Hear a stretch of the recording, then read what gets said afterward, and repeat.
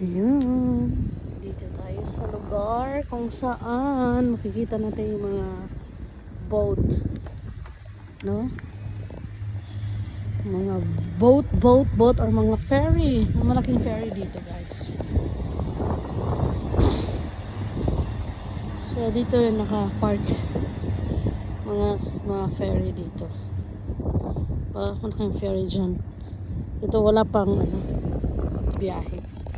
So dito nakikita nyo yung mga ferry. Ito yung tubig. Sobrang taas ng tubig ngayon. Ganyan lang naman. So we are here in Stord of Norway. We are in Larvik. You can see, I just show you how look here in Larvik, where you can take